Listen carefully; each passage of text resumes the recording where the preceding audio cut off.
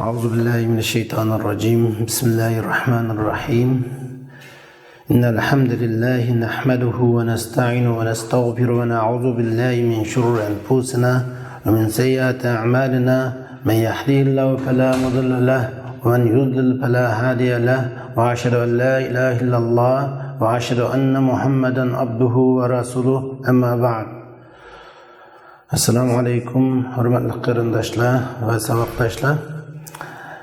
Bugungi darsimiz yana oldingi soatgi darsning davomi. Biz oldingi soatda arab tilidagi ism, fe'l, harf va shundoqla bularningki ishlatilish haqidagi ijmoliy holatini ko'rib o'tdik. Bugun shuning davomi ya'ni kalam, kalima, jumla, kalim, qavl, labzi degan shu atalg'ularga to'xtalamiz. Endi odatda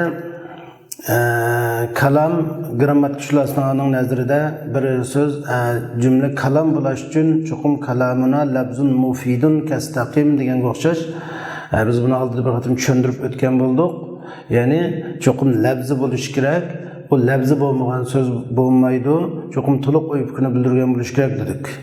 Endi shundaqla kalam maydon kelish uchun chuqum ikki dona ismdan az degan ikki ism yoki undan ko'proq ismdan tuziladi yoki bir ism va bir fe'ldan va undan ko'proqdan tuziladi degan bo'ldik.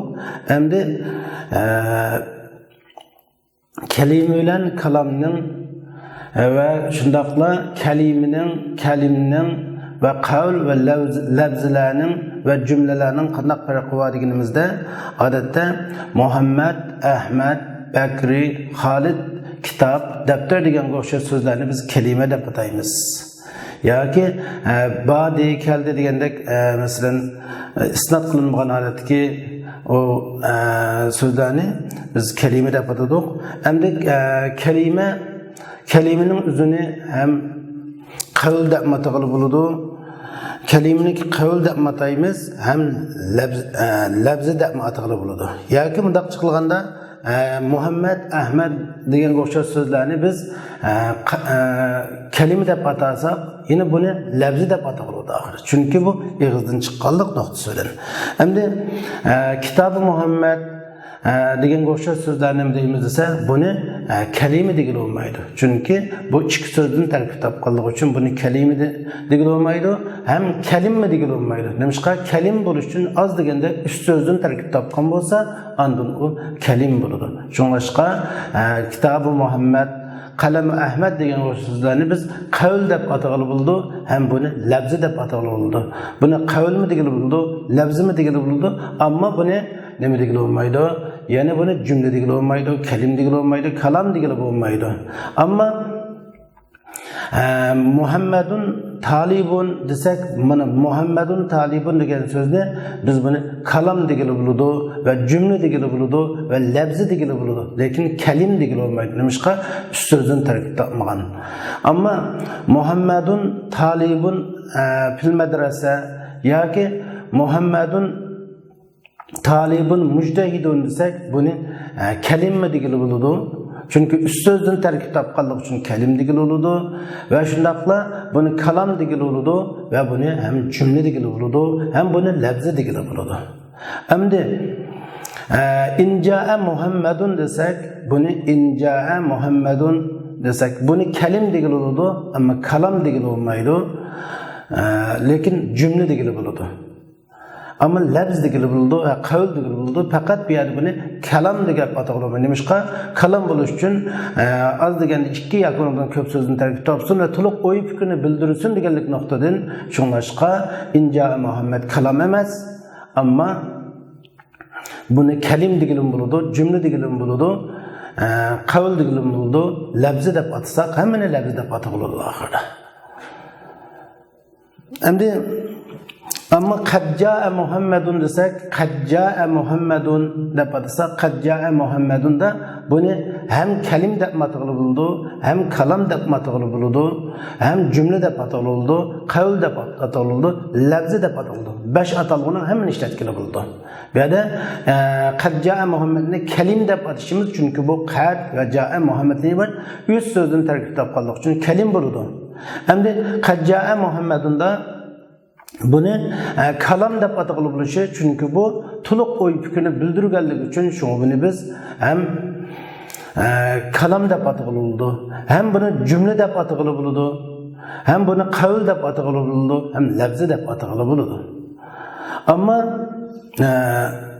inca'a Muhammedun desek uçağda onu bu sözün tarafı kelim oldu, kalam bulanmadı. Demişka tuluq oy fikrini bildirenmeganligi uchun. Ama inne talibel mujtehide ez-zekiye desek, innel mujtehid inne talibe el mujtehid ez-zeki desek, tirishchan zirek o'quvchi dedik. Mana bu ko'rinishda 4 so'zdan tarkib topdi. Inna at-talib el-mujtehid el-zeki 4 so'zdan tarkib topdi. Lekin bu kalima degili bo'ldi. Qawl degili bo'ldi. Lafz degili bo'ldi. Buni jumlada matqili bo'lmaydi, kalamda matqili bo'lmaydi. Endi buni kalamda atqili bo'lmasligining sababi nima desa, to'liq qo'yib fikrini ifodalanmaganligi uchun. Kalam bo'lish uchun cho'qim 2 yoki uningdan ko'p so'z bo'lish kerak, uning o'tirida isnat deb bilgan bo'lish kerak va to'liq qo'yib fikrini ifodalagan bo'lish kerakdi. Endi cümlede matqili olmaydı. Demişler cümle bo'lish uchun to'liq qo'yib fikrini ifodalamaslik shart emasdi, ammo cho'qim isnat o'tirdi, isnat deb bilgan bo'lish kerakdi. Şunu bunu fakat kelim deb atıgılı buldu. Kalam yoki cümle degili bo'lmaydi. Anda bo'lsa, kalam bilan cümle o'tirigi farq nima? Kalam bilan cümle o'tirigi qanday farq bor degan vaqtimizda, kalam bilan cümle o'tirigi farq, ya'ni kalamda chiqishi. Cho'qim to'liq qo'yib fikrini ifoda. Al-isnad val ifoda. Ama cümlede el-isnad ama şu yüşterat fil kalam el-isnad vel-ifade ma'an ve la yüşteradu fil cümle el-isnad ve la yüşteradu el-ifade. Yani cümlenin kalamda çıksın ortaklık bir var ki kalamda mı isnad şart edildi ve cümlede mi isnad şart edildi ama kalamda şart edilmediğini nima desa nima cümlede to'liq qo'yib fikrini bildirish shart emas. Ama kalamda çoğun to'liq qo'yib fikrini bildirish shart etiladi. Shunga kalam bilan jumla o'rtasidagi farq nima desa, to'liq qo'yib fikrini bildirish va bildirmaslik nuqtasidan ikkisi ayrıladi, ammo ikkilasi isnad bor. Shunga inja'a Muhammedun kalam degili bo'lmaydi, ammo jumla degili bo'ldi. Chunki agar Muhammad kelsa dedik. Chunki ja'a Muhammedunning o'rtasida bir isnad bor. Ama bunu to'liq qo'yib fikri yo'q. Isnad bo'lganlik nuqtasidan buni jumla deb atıgılı bo'ladi. To'liq qo'yib fikrini bildiranmaganligi uchun shuni buni kalam deb atıgılı olmaydi. Ammo ja'a Muhammedunda kalam degili bo'ldi, uni jumla degili bo'ldi. Demakki ja'a Muhammadda ham isnad bor, ham buni to'liq qo'yib fikrini bildiradi. Isnad deganimiz nima deganda, ya'ni musnadın ilayga nisbat tepişi. Mesela Ja'a Muhammed desek Muhammed'nin keldi desek kelişten ibaret şirket Muhammed'in ibaret musnadga nisbat berilgan. Anda olsa inja'a Muhammed'mi Muhammed keldi keliş Muhammed'ga nisbat berildi. Lekin Muhammed kelsa ya undaq bo'ldi, ya mundaq bo'ldi. Muhammed kelsa men uni kutib olaman yoki men uni qarshi olaman degandek mundaq bir holat uningda bo'lmag'achqa shuni to'liq qo'yib fikr bildiranmidi deymiz. Ammo jumla degili bo'ladi. Chunki jumla bilan kalamning o'rtasidagi farq kalamda chiqish shart va jumlada chiqish bir cho'qim isnad bo'lishi kerak, ammo to'liq qo'yib fikrni bildirish va bildirmaslik u shart etilmagan mushjihatning kalam bilan kalima o'rtasidagi farqni olib chiqamiz. Shunga yuqorida to'xtalganimiz kalima va kalam va kelime, kalam, kelim, cümle, kavl, lafz. Ama hemmisini yığıp ekersek ne mi degil oldu? Kavl degil oldu. Şuna Musannif rahimahullah deydi, vahiduhu kelimetun vel kavlu am ve kelimetun biha kalamun qad yu'am. Kelimnin birleki kelime buludu, kavl am umumdur. Endi qawl umumdur, amroq dedik. Endi müşerem al qawl mubtada am xabar. Endi am degan iborat ikki xil ehtimollar bor. Am ya'ni amma ya'ummu filinki fil mazi bo'lsa, qawl umum bo'ldi degan ma'no chiqadi. Qawl umum, ya'ni hammani qawl deb atag'ili bo'ladi.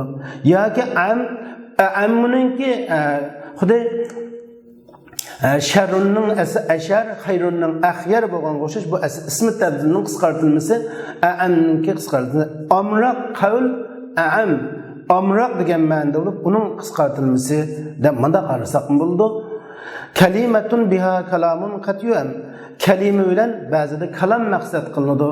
Kalima tilg'anib bu kalimadan kalam iroda qilinadigan ahvol bor. Masalan, kalimatul shahada shahadat kelimesi desek, eşhedü en la ilahe illallah ve eşhedü enne Muhammeden Resulullah maqsad qilgandak.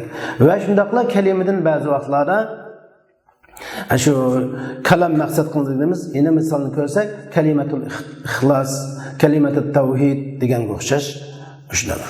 Endi demek biz 5ta bu dersimizde bu ikki betda kalam ve kalam unundan tuziladigan narsalarni ko'rib o'tgan bo'ldik. Kalam kelimeden meydana keladi. O kelime ne çıksın burada? İsim, fiil, harften ibaret 3 kısımdan meydana keladi. Kelime, isim, fiil, harften ibaret 3 kısım oldu.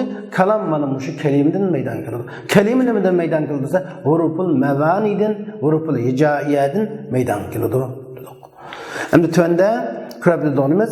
Endi kelime, isim, fiil, harften ibaret 3 kısımı bilengen bolsa, andara qandığını isim deymiz, qandığını fil deymiz, qandığını harf deymiz. Bunu biz 5'te dep öttük. Lekin bu anda isimning qandaq alametlari va, filning qandaq alametlari va ve harfning qandaq alametlari va, yine xususiyatlari haqida to'xtalamiz.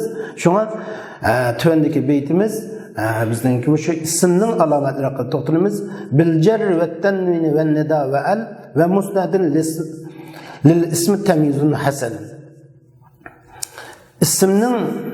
İsim bilcer, ilgilik geliş, tenmin nulluşuş, tenun okuluş, nulluşuş, munada buluş, iliplan bilen ma'rif buluş ve musnedin iley buluşuyla farklanışı hasıl buldu. Ya ki bu tercümenin bunda kılsak mı buldu? İsim ilgilik geliş, İsimning ilgilik geliş, tenmin okuluş, yine şu nulluşuş, munada buluş, iliplam qo'shilish ve musnedin ilay buluş bilen hasıl olan farqlanishi va o'zining g'ayri bo'lgan harf bilan fiildin. Yani isim ve fiil nimada o'zining g'ayri bo'lgan isim o'zining g'ayri bo'lgan fiil ve harfdan nimada farqlanadi desa, jar ilgilik qilishlar kelishda ve shundaqla nulluşda munada buluşta, iliplam qo'shilishda ve musnay buluşta buna bu o'zining g'ayridan farqli bir hosil bo'ladi. Yine bir bir farqlanish mavjud bo'ladi. Anda bo'lsa ism ilgilik qilish bilan o'zining g'ayri bo'lgan fil bilan harfdan farqlanadi. Ismdan boshqa fil ilgilik qilishlar kelmaydi degan bo'ldi. Anda bo'lsa ismning ilgilik qilishlar kelishi nima bilan bo'ladi desa, ism 3 xil holatda ilgilik qilishlar keladi. Ya ki hurufu cer bilen başlanıp ilgilik kılışlap kılıdı, ya muzaf ile yolap ilgilik kılışlap kılıdı, ya ki isim tabi, ilgilik kılışlap kılgen isimga tabi oluş süpetlik yolu asasen ya matifleylik yolu asasen ya etli bayanlık yolu asasen bunda ilgilik kılışlap kılıdı. Mesela bunun misalini biz görüp baksak, Bismillahirrahmanirrahim desek, Bismillahirrahmanirrahim deki, mana Bismillah deki ismi ba degan huruf jarning sababidan ilgilik qilishlar kelgan, ismi ilgilik qilishlar keldi, ismida ilgilik qilishning alomati kasra. Endi ismi muzaf, Allohi muzaf bilan bo'ldi, Alloh ilgilik qilishlar keldi, muzaf bilan yo'lashtiriblik. Endi Ar-Rahmanir-Rahim, Bismillahir-Rahmanir-Rahim deki Ar-Rahman, Ar-Rahim ilgilik qilishlar keldi, Ar-Rahman Allah'ın birinci sıfatı, Ar-Rahim ikinci sıfatı. Bunun şu Bismillahirrahmanirrahim'da hem isimnin harfi cerle ilgili kılışlap kilişi, muzaf ile olap ilgili kılışlap kilişi, tabi'lik yolu asasen ilgili kılışlap kilişten ibaret. İsimnin 3 xil alet ilgili kılışlap kiliş halde Bismillahirrahmanirrahim'da inip tebelünüdür. Bunun bazı kılsak bana bu şey inip çıkadı. Şu ilgili kılışlap kiliş bu isimdeki hususiyet ismning g'ayri topilmaydi. Xususiyat degan nima esa shay'un yujadu fi va la yujadu fi g'ayri. Yani iningda topiladigan, ining g'ayri topilmaydigan narsani biz buning xususiyati deymiz. Va tanvin o'qilishmi ismning alomatlaridan bir alomat. İsimde yukarıda biz bir 5 alametini sözüldük. İsimnin aynı bundan başkama nurgun başka alametler var. Şimdi tenvin okun nunlaşış isimnin alameti. Şimdi tenvin degen ne mesela? Tenvin nunun sakinetun yuntaqu fi ahiril isim ve la yuktabu. Yursamu dammeteyn ev fethateyn ev kesreteyn. Tenvin degen isimlarning oxirida talaffuz qilinadigan, xatda yozilmaydigan, ikki dona zibar ya ikki dona zir, qo'sh zibar ya qo'sh zir yoki qo'sh pash bilan ifodalanadigan bir sukunliq nunni tanvin deb ataymiz. Unda bo'lsa, ismning alomati o tanvin umumiy jihatdan 6 ga bo'linadi. Uningdan ismning alomati o'tgan turning 4 bo'ladi. Masalan, birinchisi tanvin temkin yoki tanvini tamakkun desak bo'ldi, tanvin tamakkun desak bo'ldi, tanvini tamkin yoki tamakkun deb ataymiz. Ikkinchisi tanvini tankir, uchinchisi tanvin muqobila, to'rtinchisi tanvini ivaz. Mana bu to'rti ismning alomati bo'lib qolgan tanvin. Hamda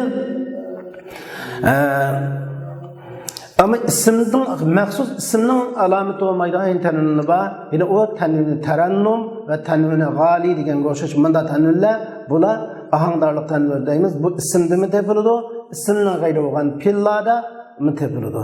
Şu ama ismda qanaq tepiladigan ismning alomati bo'lgan tanvin 4 qism bo'ladi. Birinchisi tanvini tamakkun. Anda tanvini tamakkun degan nima? Tanvini tamkin degan nima desa, yine tanvini munsarif. Şu ismninki munsarif ekanligininki ne bildirilgan, şu ismninki munsarif ism ekanligini bildirilgan tanvin. Mesela Muhammedundaki tanvin, Raculundaki tanvin, bu tanvin tamakkun deb ataymiz. İkincisi tanvini tankir olur. Yani ismning iniqsiz ekanligini bildirilgan tanvin, bu tanvin ba'zida şu mabni isimlarda keladi. Yani şu ismi fillarda keladi, mabni isimlarda keladi. Nakir bu tanvin kirsa, o nakirlikni bildiradi. Masalan, sah desak, mana bu uskut degan bo'ldi. Sah desak, to'xta, jimto, nimadan? Hozir qilayotgan so'zingdan, hozir qilayotgan ishingdan to'xtayni muayyan bir ishdan to'xtashni bildiradi. Muayyan bir ishdan to'xtashni bildiradi. Ammo sahin desak, to'xta ish qilib qanday ishdan to'xtasang to'xta, senda to'xtashdan iborat bir ish hosil bo'lsin degan bo'ldi. Shunga bu yerga tanvin, mana tanvin tankir deb ataymiz. Bu bir ismninki to'liq bo'lganligining, uning qurilmasining to'liq bo'lganligining, uningki jumlada takomil bo'lib bo'lganligini bildiradi tanvin degan. Endi ba'zi tanvin onda da cemi muannas salimdagi tanvini muqobila deyishimiz. Nimaga cemi muzakkar salimning nuni bilan barobarlashtirish uchun kelgan tanvin deymiz. Chunki asli cemi muzakkar muslimun desak, bu muslimunda tanvini botdi. Ana muslimuna yoki muslimina desak, o'chada o nun cemi muzakkar salimda kelgan bu nun shu ismning to'liq ism ekanligini, uningki kaynada bir izofat muzofin ila yo'q ekanligini, uningki qurilmasining tamom bo'lganligini, orqasida muzofin ila bir narsaninki yo'q ekanligini bildirish uchun kelgan nun deymiz. Cemi muzakkar salimdagi nunni, o cemi muzakkar salimdagi nun yoki jamilikning alomati ya marfulikning ya mansublikning alomati emas. Bu yerda chunki muslimunada başqilishdan alomati va bo'ladi. Tushuntirishdan alomati muslimin desak, egilik qilishdan alomati va tushuntirishdan alomati uni ya bo'ladi.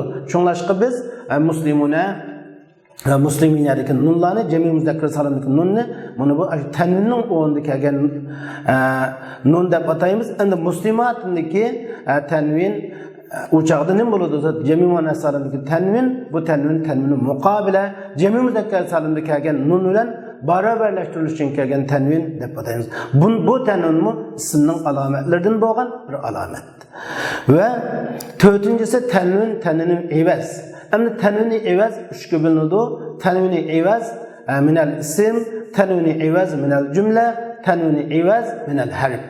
O tanun evaz o tanun yoki ismdan evaz ilinadi yoki bir cümleden evaz ilinadi yoki bir harfdan evaz ilinadi. Masalan ismdan evaz ilingani qaysi desak ismdan evaz ilingani odatda masalan kullun ba'zun so'zlardagi tanun ko'pincha vaqtda tanuni evaz ilinadi.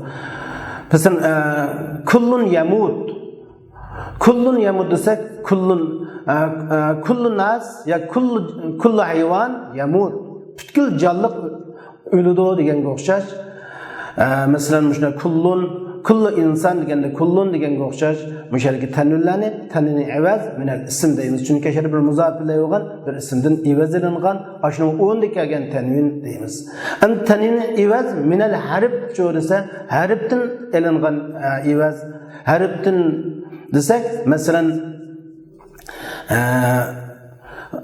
mavashin javarin deganga o'xshash g'avashin deganga o'xshash mushariki tanunlar. Masalan mavashin degan tanuni evaz minalar deymiz. Aslisi mavashiyu bu sig'i muntahal jumu bo'lib mavashiyu de ya aslisi bu shu mavashiyu baş kilish holati va egilik kilish holatida bu ismlardagi tanvin ya tashlanadi mavashiyu. Hazihi maşin mavashiyu desak aşariki hazi mavashiyu haulay mavashiyu desek aşariki ya taşlandı ya hareket ediyorlar ya taşlandı taşlangan yadın tanvin evaz ilindi deymiz. Ayrıca qazindagi tanvinni biz erga qazinning tanvini evaz minal harf demeymiz. Ya çünkü qazinning tanvini asli tanvin o asli qaziyun bo'lib ya harekete qilib yadiki ya harekete yan hareketine taşıldık. Ya bilen ya sukun bilen tanvin oturdu. İki sukun jo'qlashtirib yan taşıldık. Qazin qilib qolgan. Ammo mavashindagi yoki javarindagi yoki g'avashindagi tanvin unda emas. U asli tanvin o'qilmoqligida asli g'avashiyu, mavashiyu, javariyu de. Yani ya harekete qilib yan hareketine taş ya hareket yanı taşıvattık ya hareketleri yoğunluktan biz yada yani taşladık hareketi taşlansa yanı mı taşladık şunu olan ya taşlanganlıkın taşlangan yadın evaz ilindi şunu olan bu javarin g'avashin qilib qoldi. Bu yerdagi tanvini evaz minalar deriz. Ama üçüncü tanvini evaz minal cümleden evaz tanvini evaz minal cümle. Ama cümleden evaz ilingan tanvin iz so'zida keladi. Masalan hina izin, vaqta izin, yawma izin, saati izin deganga o'xshash iz so'zida. Endi chunki izdan keyin bir jumla tashlanadi. Tashlangan jumladan tanvin evazlanib izin o'qilgan bu iz cho'qim bir vaqt ma'nosini bildirgan so'zga muzof bilan keldi. Shuni vaqti izin, yawma izin, hina izin degan mushalarada hammasida bu tanvin taşlangan deb qaraladi. Nima cümle taşlangan cümleden tanvin evazlangan. Masalan va yawma izin yaprahul mu'minun va yawma izin yaprahul mu'minun desak mishada yawm izindagi tanvin evaz minal cümle. Asa va yawma iz ghulibatur rum yaprahul mu'minun degan bo'tdi.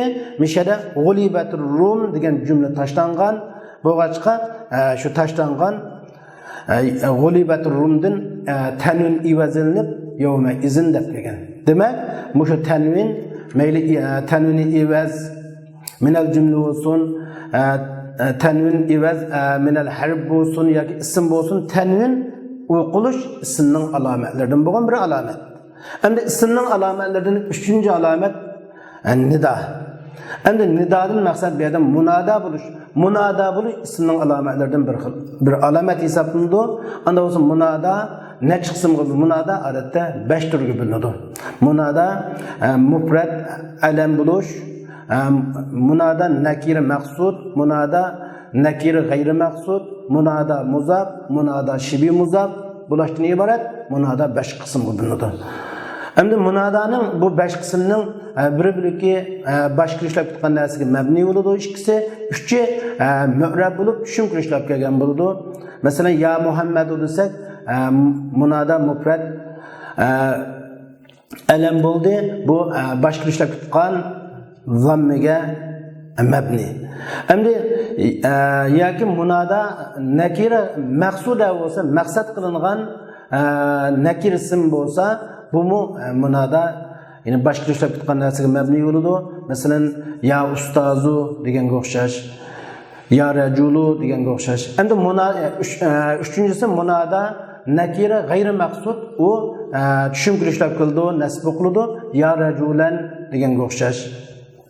Anda bo'lsa munada maqsud, munada nakira maqsuda bilan munada nakira g'ayri maqsudlarning farqi qanday desa, masalan munada nakira g'ayri maqsud degan xuddi bir qarg'uning ustiga o'xshaydi. Xuddi bir ko'zi ko'rmaydigan odammi bir odamni oldida po'sh deb mangan o'xshash yoki bir ishni chaqirmoqchi bo'lsa, "Voy balam, mening qulamni tatiling" deydi, yoki meni bir yo'ldan o'tkazib qo'ying deydi. Xohlagan odamga nido qiladi, yoki chaqirib qiladi, muayyan bir odamni maqsad qilmaydi. Ammo munada maqsud deganimiz maqsad qilingan nakir ism. Xuddi biz yo'lda ketib qolgan bir taksi haydaguvchini ya sayiq deb chaqirganimizga o'xshash muayyan maqsad qilinadi. Yoki bir navoiyning oldiga borib anda ustam bir nom basda deb bunda deganimizga o'xshash bizga nisbatan notanish nakira bo'lsin, lekin maqsad qilingan bo'ladi. Ikkisining farqi shunga o'xshash bo'ladi. Shunga munada ayni o'z navbatida munadaning babida buni tafsil so'zlaymiz. Shunga munada 5 bilangan bo'ldi. Üçüncüsü, dördüncüsü munada muzab bo'lsa tushuntirishlar qildi. Ya Abdullah degan o'xshash, ya Abdurrahman degan o'xshash. Ya beşincisi munada shibi muzab qildi. Ya tali'an jabalan khuzbiyadi degan o'xshash. Ya tali'an jabalan kay tali'an shibi muzab, tali'an jabalan hamda shibi muzab odatda 3 ga bo'linadi. Ya tali'an jabalanda mishalga jabalan tali'anning maf'ulun bihi bo'ladi. Shibi muzab deyishimiz amaliyotda muzab emas, lekin xuddi bu nimaga o'xshaydi desa, izofati labziga o'xshaydi. Bu yerda shibi muzab deyishimizning sababi nima desa, ya tali'an jabalan xuddi nimaga o'xshagan, izofati labziga o'xshab qolgan ma'noda.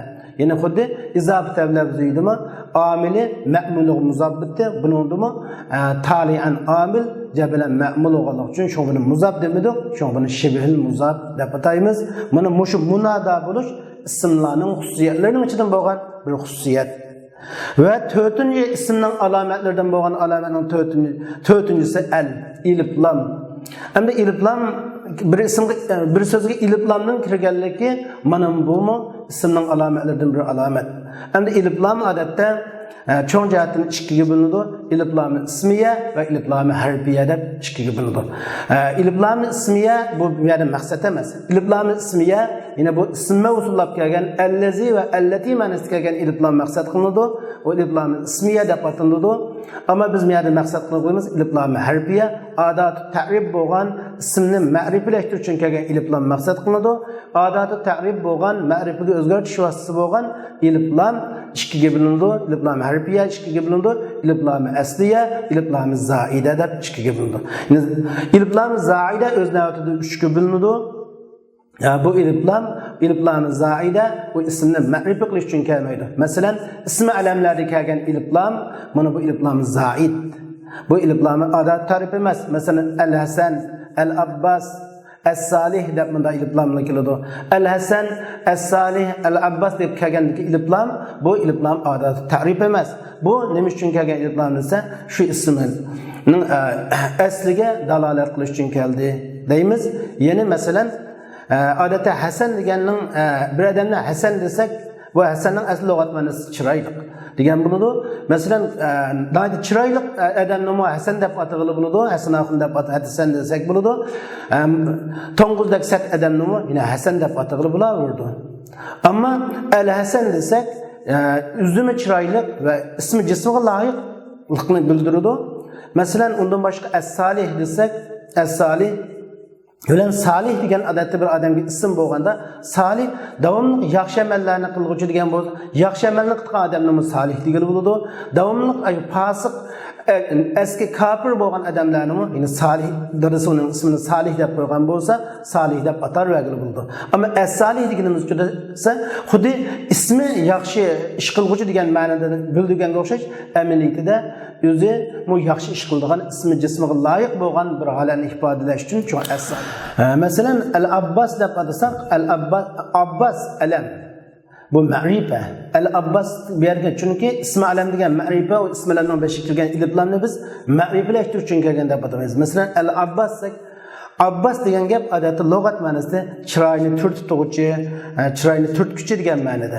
Lekin endi davomli kulib turgan odamni Abbas deb ataladi. Xushchiroy odamni Abbas deb ataladi. Ammo tani turtib turuvchini Abbas deb ataladi. Abbas deb ism qo'ygan. Ammo al-Abbas desakchi, al-Abbas desak zodi davomli qapqini turgan chiroyda muz yig'ib turgan odamni al-Abbas deb atagan o'xshash. Bu yerga iliblarni biz bu yerda shuni zaid deb ataymiz. Asliga dalolat qilish uchun ismning jismiga, ismning musammaga loyiq ekanligini bildirish uchun kelgan iliblar deymiz buni. Shuni bu ma'rifalash uchun kelgan iliblar bo'lmag'achqa, shuni iliblarni zaid deymiz. Shuni demoqchi bo'lganimiz iliblar harfiye, asliye ve zaid deb ikkiga bo'linadi. Endi iliblarni asliye bu odatda ta'rif bo'ladi. Iliblar harfiyening asliy qismi ma'riflashtirish uchun kelgan bo'ladi. Bu iliblar o'z navbatida yana bir nechaga bo'linadi. Cho'ng jihatdan aytganda iliblar ikkiga bo'linadi. İliplam çoğun cihetten işkiga. Yine qanday işkiga bo'linadi degan vaqtimizda iliplam ahdiya va iliplam jinsiya deb ishkiga bo'linadi. Iliplam ahdiya 3 ga bo'linadi, iliplam jins 2 ga bo'linadi, jami iliplam 5 ga bo'linadi. Lekin biz bu yerda tafsilotga kirmaymiz nimishqa? Chunki iliplamning ahdiya uchun kelishi yoki jins uchun kelishi u bo'lgan tafsiloti al-mu'arrab bi al degan bir bab bor. Bu kitobimizda maxsus iliblam bilan ma'rifa qilingan ism degan babda tafsilga to'xtalamiz. Shunga iliblam jins uchun kelgan chaqda bu jins uchun kelgan ikkiga bo'lindi. U iliblam istig'roq va bayonul haqiqa. İliblam istig'roq deganimiz nima desa, umumlashtirish uchun keladi. Buning o'rnida kul so'zini ishlatgili bo'ladi. Ilib bayonul haqiqa jinsining haqiqatini, mohiyatini bayon qilish uchun kelgan bo'ladi. Odatda masalan bayanul haqiqa desak al-inson aqilun mudrikun desak insonning mohiyati aqil, insonning asli mohiyati aqil, mudrik. Lekin hamma inson nima emas, aqil emas. Ba'zilar sal g'abiy kelib qoladi. Shunga o'xshash. Endi istig'roq masalan xuliqal insonu da'if desak xuliqa kullu inson da'if deganga o'xshash. Endi iliblam yoki ahdi deb bo'ladi dedik, iliblam jinsi va ahdi deb. Ahdi 3 ga bo'linadi. İliblam ahdi zikri, ahdi zihni, ahdi zihni bo'ldi, ahdi zikri bo'ldi va ahdi huduri deb 3 ga bo'linadi.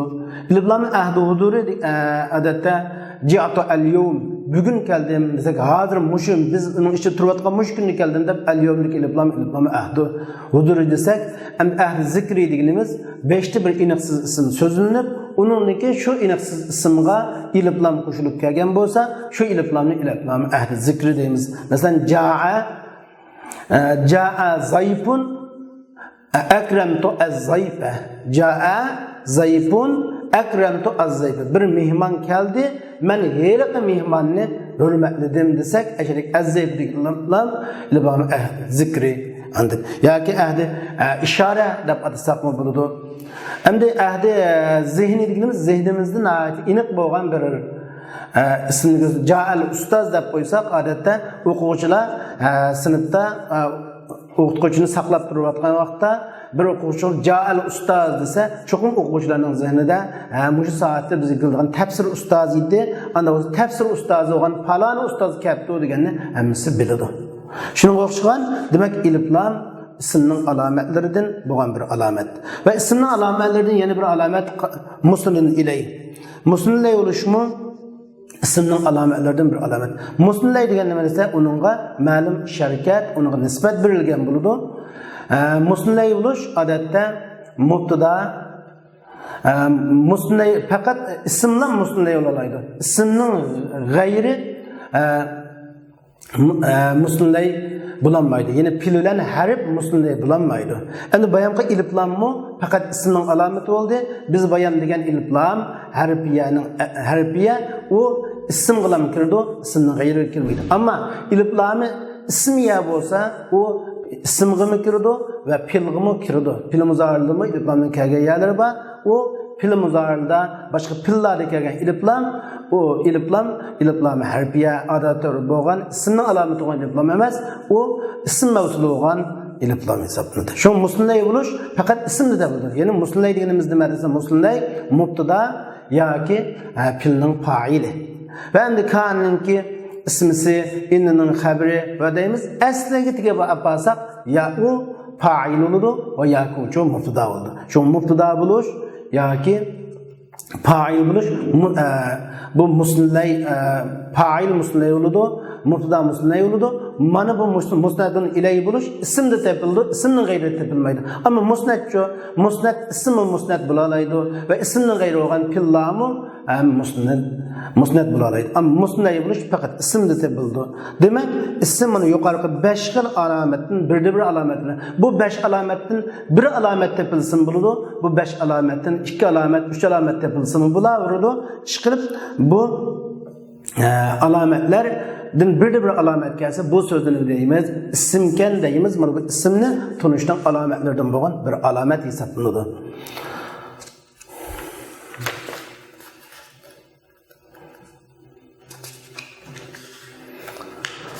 Hem de pilning biz sözde isim fil harf dedik. Anda pilning alametlerini mergende bita fa'alta wa atat ve yaf'ali ve nunu aqbilanna fi'lun yanjali deb İmam İbn Malik rahimahullah bizge pilni tunuşturup berdi. Bita fa'alta wa atat ve yaf'ali ve nunu aqbilanna fi'lun yanjali dedi.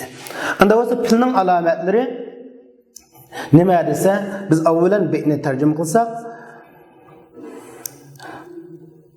atatning fa'altininki ta'si bilan ve atatning ta'si bilan if'alining ya'si bilan aqbilanning nuni bilan fil oshkor buludu, rushan buludu. Nimidin rushan buludu? Yani üzünün gayri olan isim bilan harftin. Demek yukarıki belgeler, alametler isimde tepilmaydı ve pilde tepilmaydı.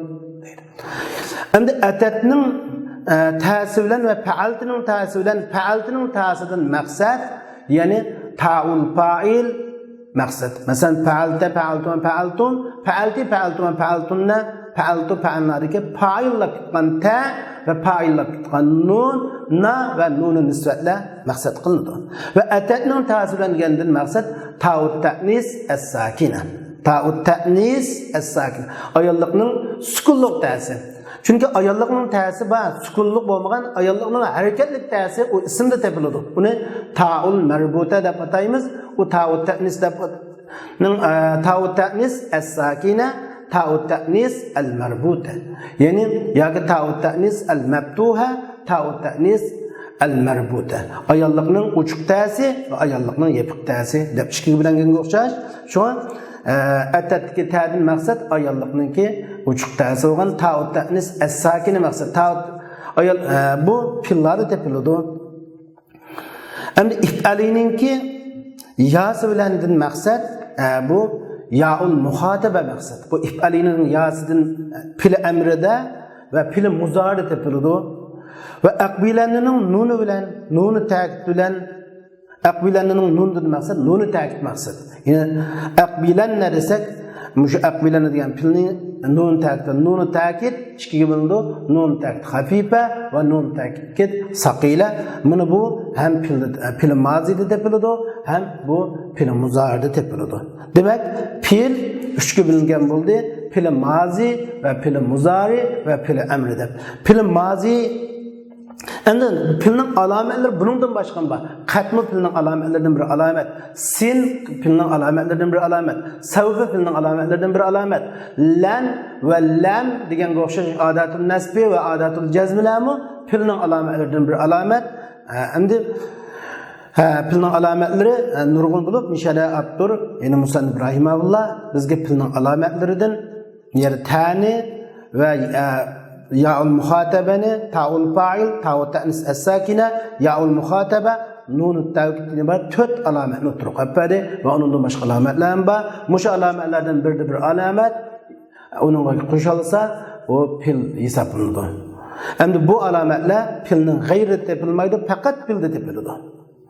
Masalan, fa'ilning ta'siridan maqsad ta'ul fa'il zahabda zahabtuma zahabtum zahabti zahabtuma zahabtun degan maqsad. Endi atatning ta'siridan ta'u ta'nis as-sakin zahabat zahabata degan mushu maqsad qilinadi. Endi if'alining yasi bilan bo'lgan maqsad odatda if'alining yasi bilan ya'ul muhataba. Masalan, izribi tazribina deganga o'xshash mushu fil muzaridagi ya'ul muhataba va fil amridagi ya'ul muhataba maqsad qilingan. Endi nun ta'kidni hamma biz bilamiz shu. Demek fil mana bu bilan farqlanib turadi. Siwahumal harfu kahal va fi va lam kayasham. Siwahumal harfu kahal va fi va lam. Endi bu ikkisining boshqasi harfdir. Qaysi ikkisining boshqasi fe'l va harfning boshqasi nima? Bu siwahumal harfu kahal va fi va lam.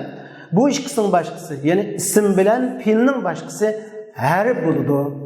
Halga o'xshash, fi'ga o'xshash, lamga o'xshash. Biz oldin dedik, harf 3 qismga bo'linadi. Xuddi fe'l 3 qismga bo'linganga o'xshash, harf 3 qismga bo'linadi. Ismga xos bo'lgan harflar, fe'lga xos bo'lgan harflar, ism va fe'lga o'rtaq bo'lgan harflarda biz oldingi darsimizda buni bir qitim so'zlab o'tgan. Endi ismi xos bo'lgan harflar, masalan inna xawatuha huruful jarlar ismi xos bo'lgan harflar bo'lsa, endi fil xos bo'lgan harflar sin savfa lam langa o'xshash harflar, bular filga xos bo'lgan harflar.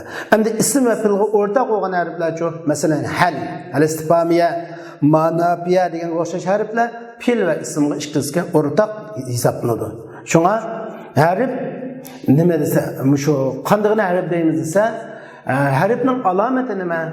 Anda ismning alomati ma'lumkan, filning alomati ma'lumkan, harfning alomati nima desa, harfning alomati iningda fil va ismning alomatlari kamisa, u harf bo'ladi. Alomat jihati, ma'na jihatda o'z oldiga mustaqil ma'na bildirmaydigan, o'zining g'ayrida bir ma'noni bildiradigan so'zni harf dedik. Fil desakchi, yoki o'tgan zamondagi ma'lum ish harakatni, yoki hozirgi zamondagi ma'lum ish harakatni, yoki kelgusi zamondagi ma'lum ish harakatni bildirish bilan birga zamon bo'lgan bo'lsa fil dedik. Ammo ism degancha muayyan bir ma'noni bildirgan, lekin zamon uqum bo'lmagan bo'lsa, uni ism dedik. Anda bo'lganda harfchi filning uningda filning alomati va harfning alomati tepilmaydi. Mana bu ismning alomati, nima? Harfning alomati deymiz.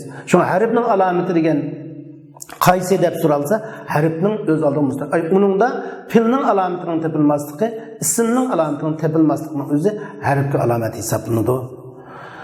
Va oxir da'wana alhamdulillahi robbil alamin.